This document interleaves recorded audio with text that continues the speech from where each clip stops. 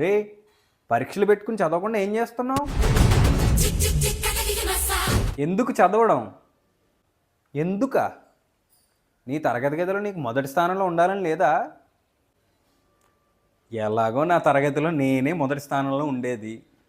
ఎలా ఎలా అంటే నా తరగతి గదిలో నా స్థాయిని మించిన వాళ్ళు ఎవ్వరూ లేరు.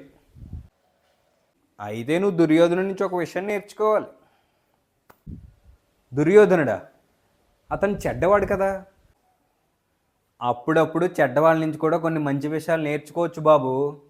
అతని నుంచి ఏం నేర్చుకోవాలి చెప్తా విను.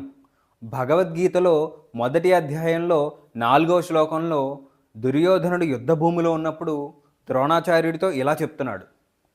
అత్ర శూరా మహేశ్వాస భీమార్జున సమాయుధి యుయుధానో విరాటశ్చ ద్రుపదశ్చ మహారథ.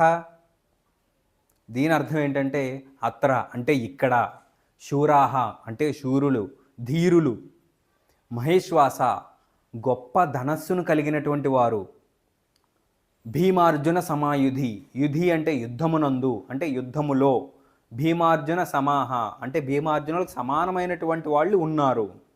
వాళ్ళెవరు అంటే యుయుధానో అంటే యుయుధానుడు, విరాటశ్చ విరాటుడు కూడా, ద్రుపదశ్చ అంటే ద్రుపదుడు కూడా, మహారథ అంటే మహారథుడైన ద్రుపదుడు ఉన్నాడు అని దీని అర్థం. ఇక్కడ మనం తెలుసుకోవాల్సింది ఏంటంటే దుర్యోధనుడు మూర్ఖుడైనప్పటికీ కూడా ప్రతిపక్షంలో ఉన్నటువంటి పాండవుల యొక్క సామర్థ్యాన్ని, వారి బలాన్ని తక్కువ అంచనా వేయలేదు. ఇప్పుడు అర్థమైందా? అర్థమైంది. ఇంకెప్పుడు ఇతరుల సామర్థ్యాన్ని తక్కువ అంచనా వేయకూడదు అని.